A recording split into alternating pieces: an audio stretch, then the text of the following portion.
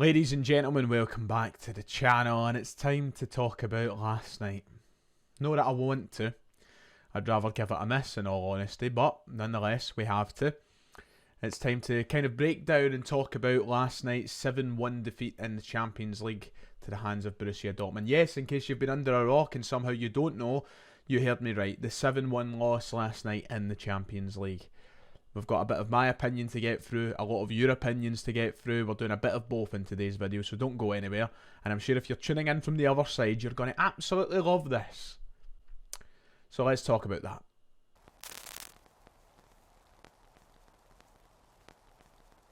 If you haven't, please make sure to hit like and subscribe. It would be much appreciated. We'll be live tonight on the channel, by the way, for members only, to talk about the game in a bit more depth, to hear all of your points. So if you haven't become a channel member, you can do that using the link in the top line of the description or the join button beside the channel name. Nonetheless, most importantly, please make sure to hit the like button. We've got a lot of negative conversation today, and I hate that because it's been so positive at Celtic at the minute. I hate to kind of hit the brakes on this and take a full emergency stop into negativity, but we're going to try and put a spin on things. We're going to try and look at things as level-headed as we possibly can. Bear with me, there's a hell of a lot to go through. Let's do that, shall we? So we all know what happened by now. Let's not beat around the bush, shall we? Dortmund 7, Celtic 1. Another embarrassment on Europe's biggest stage.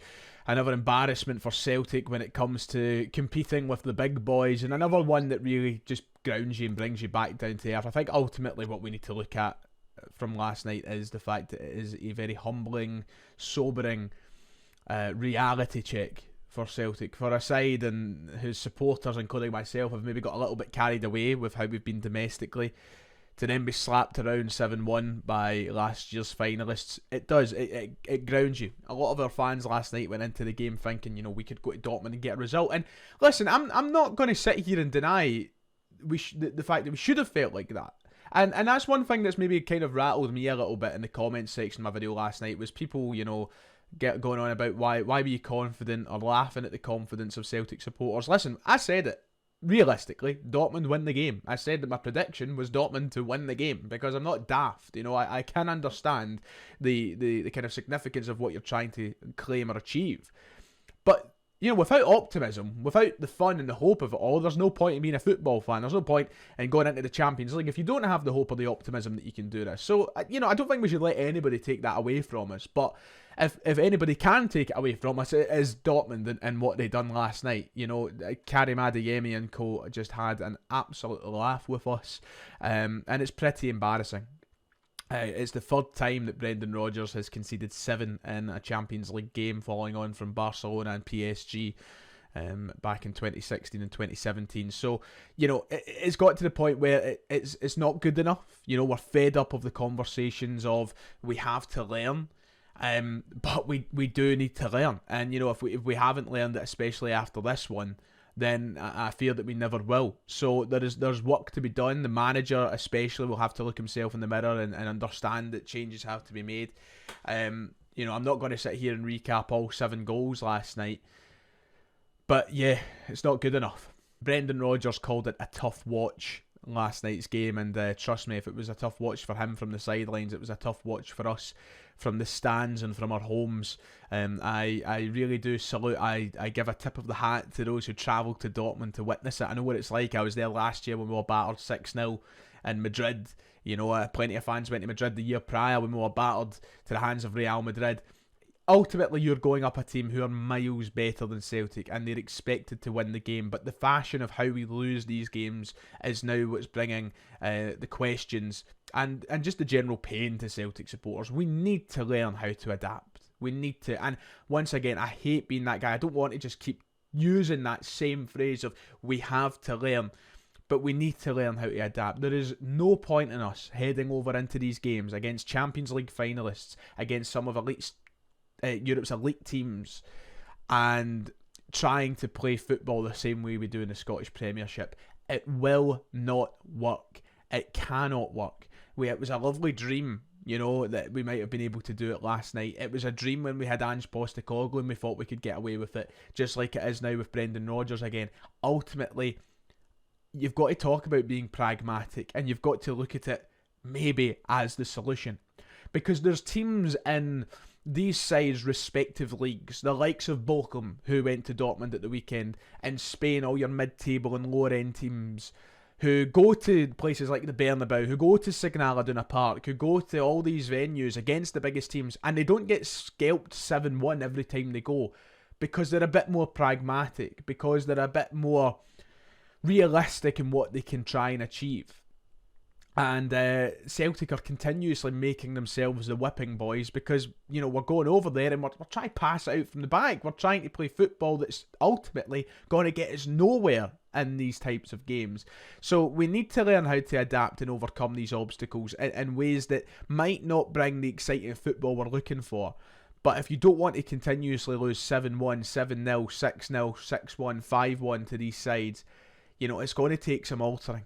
And it's as simple as that. And I think that Brendan Rodgers maybe, just maybe, needs to realise that as well. But listen, it's not all on the manager's head. Certain players last night were really, really poor. Certain players raising the question if they're even good enough for the level. And that includes even the club captain, who has come under huge criticism for his performance last night, and rightly so. Listen, this is not me sitting down in this chair and saying, right, it's time to bin Callum McGregor, it's time to bin Greg Taylor, it's time to bin such and such. You know, it's one game and there are 6 more to play where Celtic can still realistically finish in that top 24 that we need to finish in.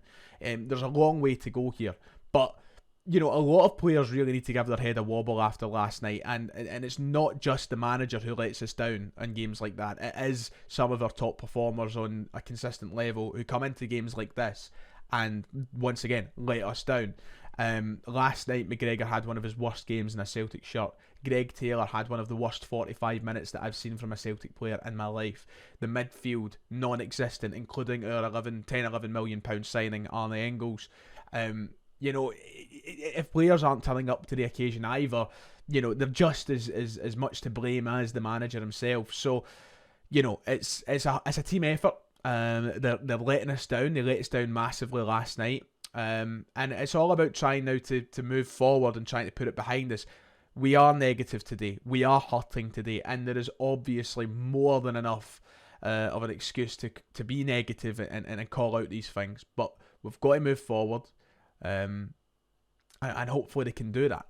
Here is the league table as it stands, well, the region of the table which Celtic are in, and you know, it gives you a little bit of perspective. We still have 3 more points and a couple of teams who have played 2 games. Of course, we still have tonight's fixtures that need to play, and then we'll see exactly where we sit after match day 2. But listen, we still have a solid chance of that top 24, so it's not doom and gloom. It's not like we need to play Dortmund again and our chances are fully out the window. But I think that most people are going to dwell and hurt on this one for a while, to the point where they don't expect Celtic to get any results. I don't think it's as concrete as that. There is definitely games left in this set of fixtures where Celtic can get results. However, I will be the first to admit it's going to get worse before it gets better. Listen, Celtic's next 2 games are the 2 that I looked at straight away and went, oh, they're going to be tough. You know, these next 2 games could be just as bad as Dortmund if we don't get our act together, which is why Celtic need to get their act together fast. Brendan Rodgers needs to figure out a plan B fast, because up next we have the Europa League winners, Atalanta, who granted are not having a great season. They currently sit 12th in Serie A. They haven't looked the same side as they did last season, but neither did Dortmund heading into this game. We then have RB Leipzig, who I personally thought were they were my pick to win the Bundesliga this season, who are a very, very good side. They come to Celtic Park. Sadly, it is those 2 games next. I wish that they were later on in the group. I wish that we could get another win maybe, or another winnable game first. It could get better, it could get worse before it gets better. And that is frustrating. But we need to do our best. We need to certainly perform better at least. I don't expect Celtic to get 6 points out of 6 in the next 2. God, I'd be surprised if Celtic could even get 3 points in the next 2, and that includes a game at Celtic Park. But we certainly need to play better than we did last night. We certainly need to show huge improvements from what we saw last night. We need to reassure the fans that there's something capable that this squad is capable of doing, rather than just constantly being battered. So it might get worse before it gets better. But I think it is possible, and it should be possible, to remain positive. And that's going to be the biggest conversation today, isn't it, amongst Celtic supporters at your work, at school, at uni, whatever, here online. You know, is it possible to stay positive? Of course it is. Of course it is. Listen, it's a horrible defeat. It's an embarrassing defeat, and I'm hurting. You know, I'm really let down from Celtic's performance last night. But, you know, we pick ourselves up at the weekend. We get an international break where we need to regroup and refocus. And we come back and we just, you know, we fire away and we try and pick up from where we left off at the weekend. We put the defeat behind us and we show improvement in Europe. You know, that's where we need to go. I still think it's possible that Celtic can get 10 and 12 points from this group. Might sound laughable, but we beat Slovan Bratislava, another Champions League side, 5-1 for a reason. Because we have a good team and because we have players who are good enough. We just can't let last night happen again. Enough of me yapping. I wanted to get some of your opinions. I've picked out a few comments from last night's match reaction, and I'm going to give a quick opinion to them. And we're going to discuss, you know, your guys' thoughts from last night. Everybody seems to have calmed down a bit from the initial reaction of last night. So some of these comments, you know, you might think they're a bit harsh. They might be a bit rash. But this is how fans were feeling in the moment. So without any further delay, let's check out some of them. We'll start with PRI Prepri, who says, I love McGregor, he's a great SPL player, but he just can't make the step up to international and Champions League level. Which has gathered a few likes underneath it. Listen, McGregor was terrible last night, if not the worst player on the park for Celtic. I would say maybe bar Greg Taylor, he was the worst player on the park. And that's a shame when you consider the fact he's the captain and he's as good as he is. I think it's completely harsh to just say to disregard his talents at an international or Champions League level, considering he has played well at both levels. You know, it has happened. We've seen him score in the Champions League. We've seen him play really well in the Champions League. We've also seen him play really well at international level as well. I think what really hurts though is the fact he was really poor at the Euros this year, and he was poor last night. But listen, he's a great player, and great players sometimes have bad games. What I will say is he's got to buck up his ideas fast if he wants to gather up a more positive opinion, because right now he's becoming under heavy fire. But just because we got battered last night doesn't mean we have to jump to the reaction that he's never been and never will be good enough for this level.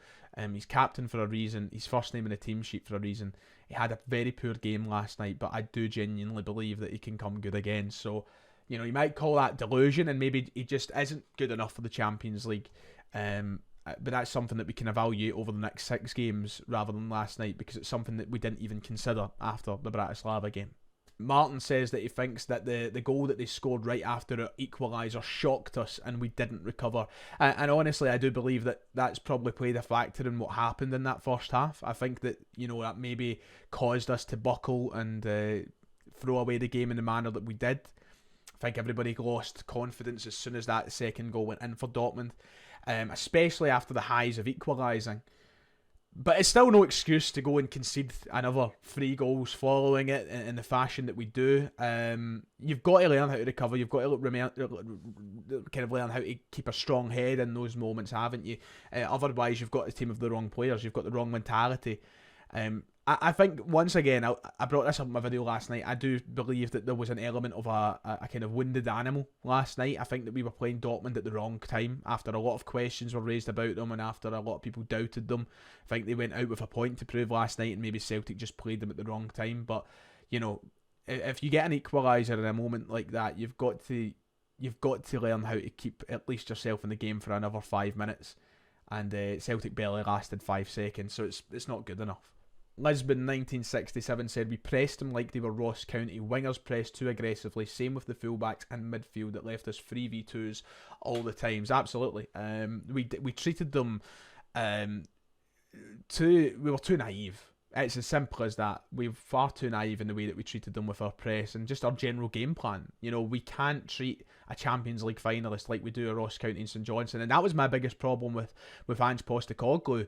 As much as I loved him, I knew that there was a problem, that we didn't have a plan B. And that it was nice on the surface, it was nice to say, oh, it's great seeing us play football and taking these teams on and trying to actually attack the game. It's a great thought, but we just can't do it. And there's a reason that teams get upset results against sides like Dortmund and Real Madrid. Remember a couple of years ago, Sheriff Tiraspol beat Real Madrid. We were like, how can Celtic not do this? Because Sheriff Tiraspol didn't go out in the night and play football like Celtic did, trying to play it out from the back, trying to press them high up the park. Sometimes you need to be pragmatic.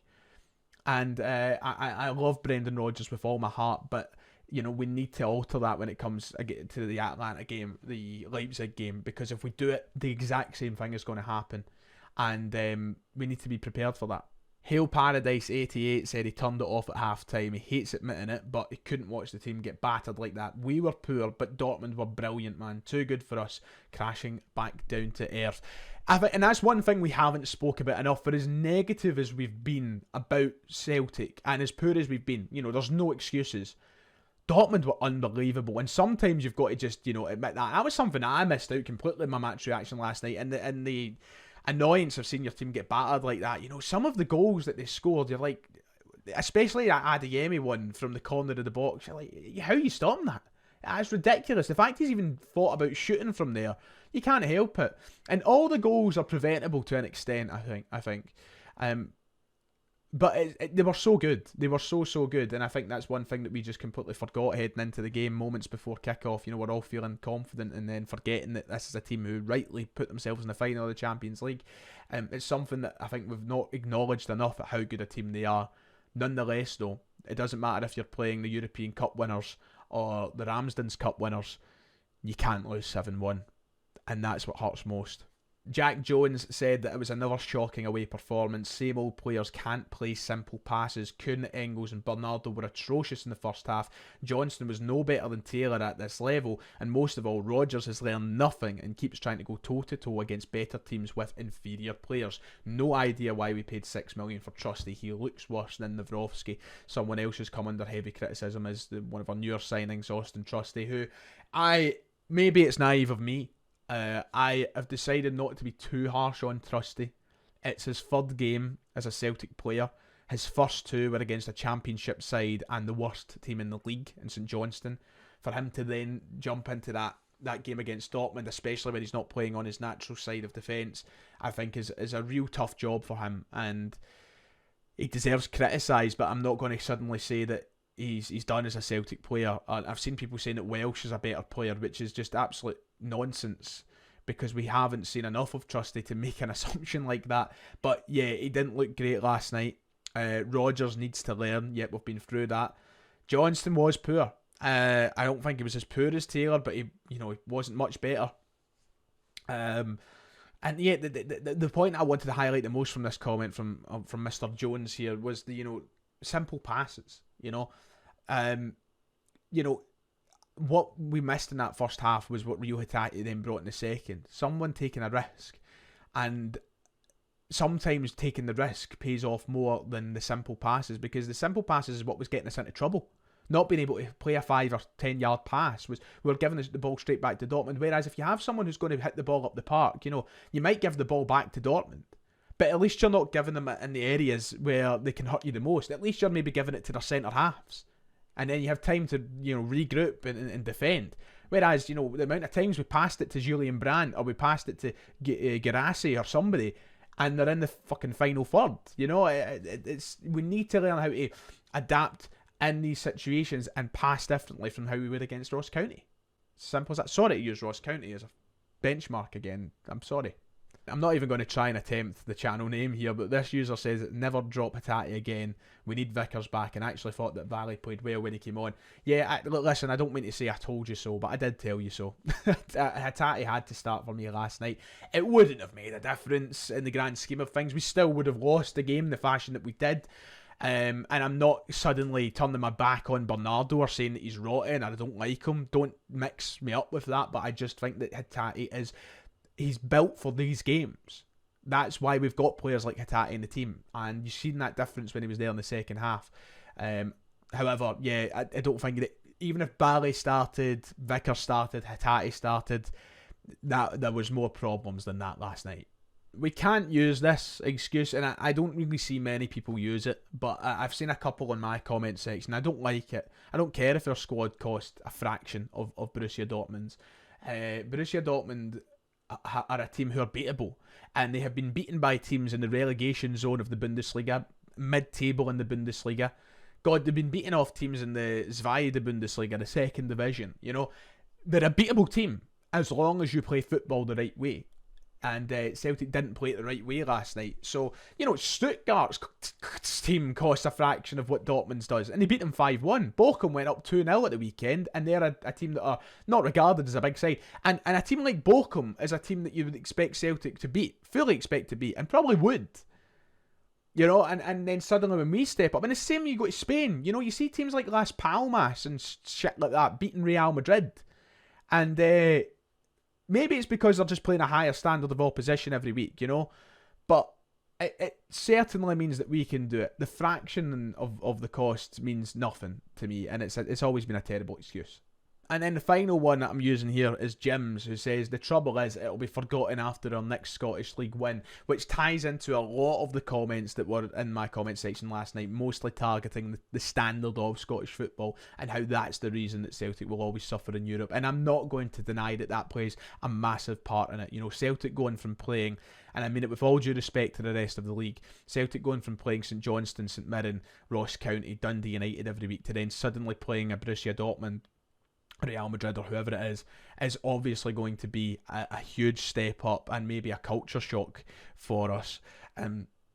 But you know, we can't just forget it. You know, we can't go and win the League Cup, for example, touch wood, and then go, everything's good. No, it's not. We have learned a valuable lesson last night. We are taking the right steps. I do truly believe that, and I'm not going to let last night throw me off the perch that I've been on in terms of how positive things are here. You know, we are taking the right steps. We recruited well in the summer, and we're definitely showing signs of a club that want to head in the right direction. But we can't just forget it when we have domestic success. We need to remember these scathing results, and we need to remember the hurt that it causes and what we need to do to stop them. And yeah, that's that for today. I think I've spoken enough about last night. I can't be bothered. It's days like this where you don't even want to make a video because you don't know who agrees with what and what's going to piss someone off. We were shite. And it's simple as that. You know, if you want to take any message away from this video, is we were absolutely shite. And we deserved the result that we got. And we need to do better. It's as simple as that. Anyway, let me know your thoughts in the comments below. That'll do for tonight. Make sure to hit like and subscribe, and I'll see you all next time. Shout out to everybody who has joined the 118 Club or the Thunder Club thus far. Thank you for your continued support here on Ryan 118, and enjoy your moment of glory here on screen.